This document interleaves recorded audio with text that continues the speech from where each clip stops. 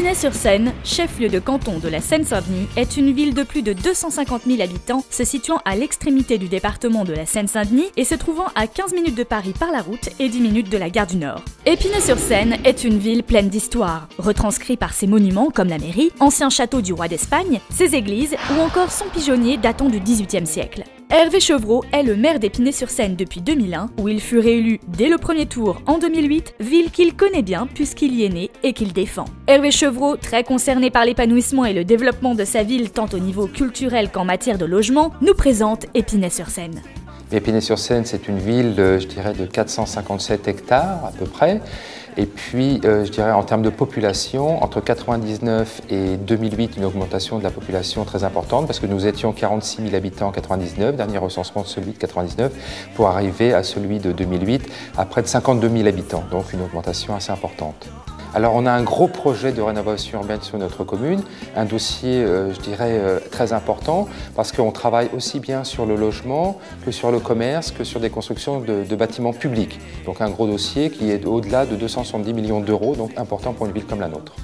Le secteur du BTP est un secteur très dynamique, à mon sens, porteur d'emplois, créateur d'emplois, et vous devez, je dirais, vous, les entrepreneurs, les entreprises, tout le monde du bâtiment, nous aider, nous, collectivités locales, et bien pouvoir mettre des jeunes à l'insertion et des jeunes à l'emploi. Je dirais, un maire est fier de tous les équipements publics ou non publics construits sur sa commune.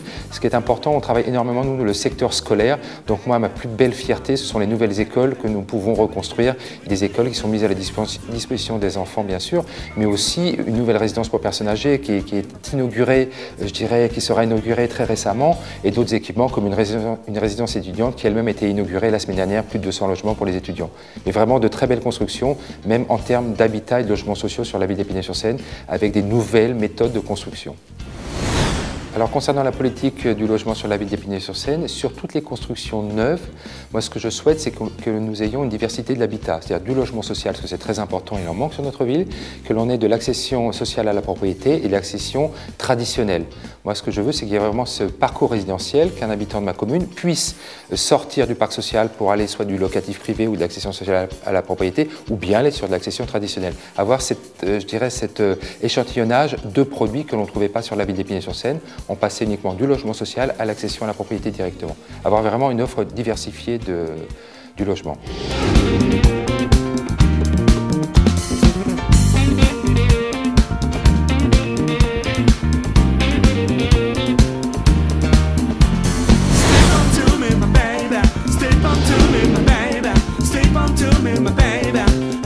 Il y a, je dirais, un engouement aujourd'hui dans ce milieu-là. Il y a aussi de nouvelles technologies qui arrivent où des jeunes doivent et peuvent s'orienter, si ce n'est quand on parle d'environnement ou autre. Donc des métiers porteurs d'avenir et vraiment, je dirais, aux jeunes, allez-y, allez-y.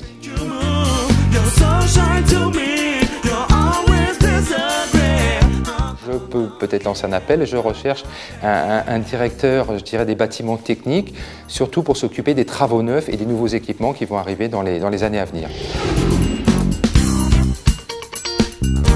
Eh bien, je dirais qu'il faut qu'ils travaillent, je dirais, peut-être davantage, même s'ils le font, sur la recherche, de telle façon qu'à terme, nous ayons de nouveaux matériaux pour pouvoir construire, des matériaux qui nous permettent de faire des économies d'énergie. Et là, je crois qu'il y a encore une fois un gros challenge à mener à travers des recherches. Moi, je suis allé en Italie il y a peu de temps. Quand on voit comment que l'on construit en termes environnementaux en Italie et ce que l'on n'arrive pas à faire chez nous, on nous parle toujours de grosses différences entre 10 et 15% par rapport à des constructions HQE. Or qu'en Italie, le message, il n'est que de 3% partout où vous allez en Italie. Donc il faut que nos fournisseurs ou nos fabricants de matériaux nous aident à aller vers ces nouveaux horizons.